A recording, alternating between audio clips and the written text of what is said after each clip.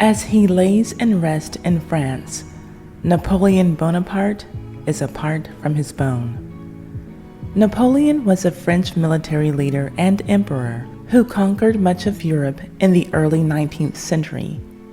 He was born on the island of Corsica, and after he died while in exile on the remote island of Saint Helena, his male organ was returned to his birthplace, minus the rest of his body. This is the story of how Napoleon was separated from his member and all of the places it went after separation from his body. Let's get into it. But first, if you like these videos about the most scandalous people from yesteryear who make the hot mess history with Ty Said What Ty Said channel a time capsule for the culture, subscribe and hit the notification bell so that you can know every time that I upload one of these videos or every time that I live stream, and comment "I subscribed" in the comment section so that I can say hello to you.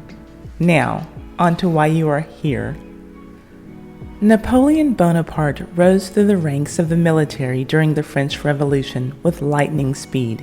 He seized political power in France in a coup d'etat in 1799. 5 years later, he crowned himself Emperor of France. Literally, Pope Pius VII handed Napoleon the crown that he placed on his own head. During the height of his success, he waged war against a number of European nations and expanded his empire. But defeat met him during his invasion of Russia in 1812. 2 years later, the Parliament in Paris forced Napoleon to abdicate his throne, which he did in favor of his son. And then he, Napoleon, was exiled to the island of Elba. But that wasn't the end of Napoleon. In 1815, he made a comeback. Kind of. He returned to power in his 100 Days campaign and suffered a crushing defeat at the Battle of Waterloo. He abdicated again, then was exiled to the remote island of Saint Helena, where he died in 1821 at the age of 51. Most sources accept that the cause of his death was stomach cancer. Fewer sources claim that he died from poisoning, but that theory was disproven by a scientific study. During his autopsy, Napoleon's doctor snipped off his PEEN and gave it to a priest, Napoleon's chaplain, Vignali, who smuggled the body part to Corsica, Napoleon's birthplace. It was also where the priest and his family lived. After returning home, the priest met his own unfortunate fate and was killed in a blood vendetta. Then, Napoleon's wee-wee got passed down to members of the priest's family, like the strangest set of family jewels that the planet has ever seen. First to his sister, then to her son, Charles Marie Giannettini. Charles had no interest in passing down this relic in his family any further. In his mind, the buck stops here, or the stops here. He wanted to sell it, and he did. In 1916, British collectors, the Maggs brothers, bought the phallus. Then, the Maggs brothers sold it to an eccentric American collector, Dr. A.S.W. Rosenbach of Philadelphia in 1924. He paid £400 or $2,000 US. That is the equivalent of $33,000 today in 2022. And Dr. Rosenbach was really proud to own that thing. He was known to put it out on display at parties and even meetings. I'm sure that it was quite the conversation piece. The doctor also loaned the male organ to the Metropolitan Museum of Art for a special exhibition. There, it was displayed on a velvet cushion, but that was only for a short while. Speaking of short, it was mocked for its size by onlookers, giggling women and men. Time magazine reported on the Metropolitan Museum's display, writing, quote, "It looked like a maltreated strip of buckskin shoelace or a shriveled eel," end quote. After a little more than 2 decades, Dr. Rosenbach sold the PP to a collector named Donald Hyde. When he died, his widow sold it to Dr. Rosenbach's successor, John Fleming. Fleming then sold it to a collector named Bruce Gimelson, who bought it for $35,000. Gimelson consigned it to Christie's in London for an auction in 1969. By this time, the wiener had certainly seen better days. It was so worn that the strip had been reduced to 1.5 inches of penile tissue. The French government was given the opportunity to buy it, but France was not interested in that little bitty baguette at all. Not only would the government of France not purchase it, the French government would not even admit its existence. France was like, who even is Napoleon Bonaparte? That's a really common name, could be anybody.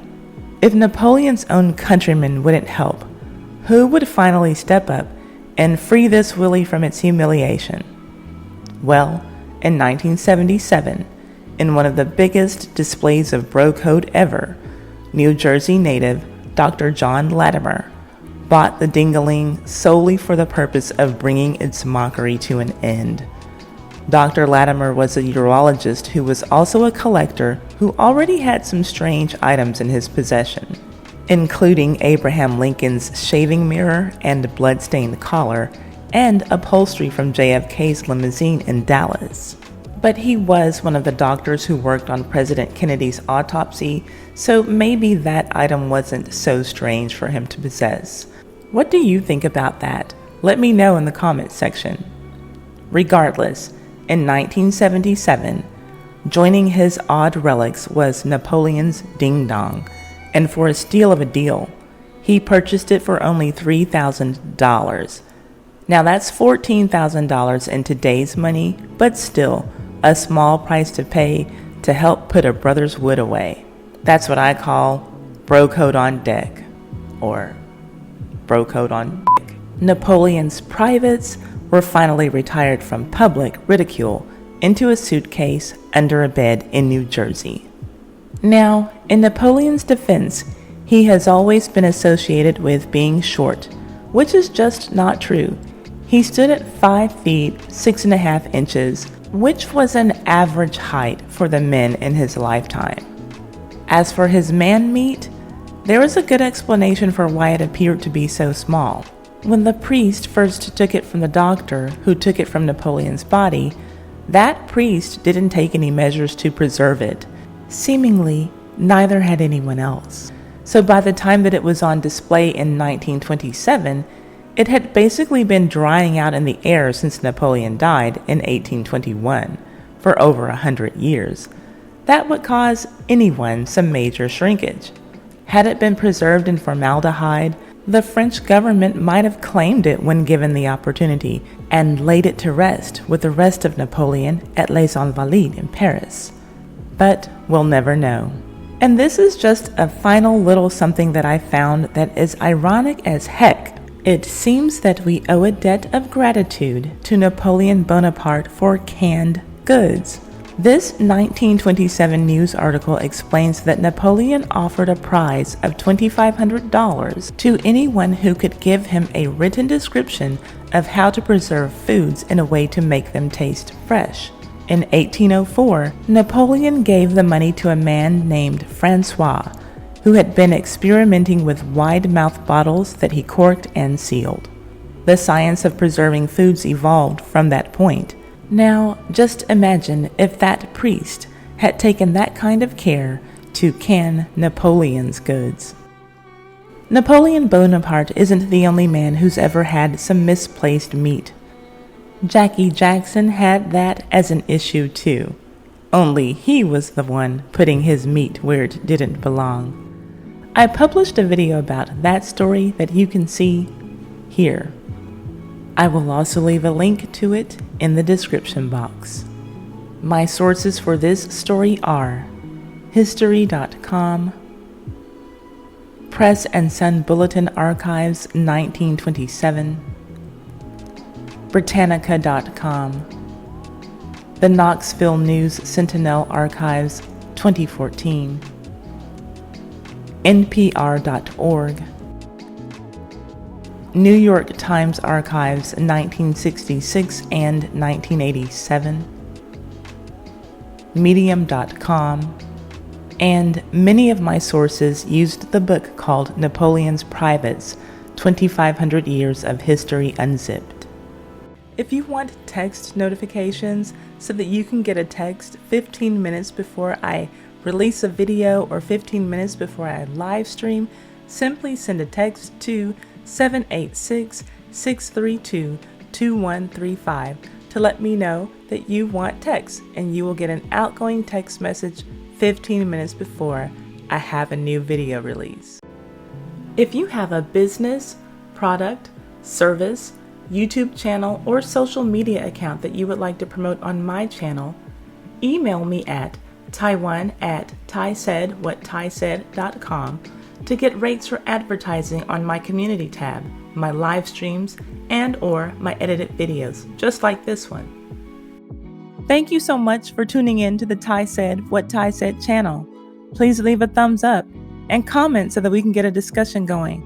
And share this video on all of your social media, especially your Facebook. That really helps me out a lot. And subscribe and hit the notification bell so that you can know when my next video is ready for you. And if you don't like what I'm saying but you love it, feel free to hit that applaud button just below your video screen there and send me some donations.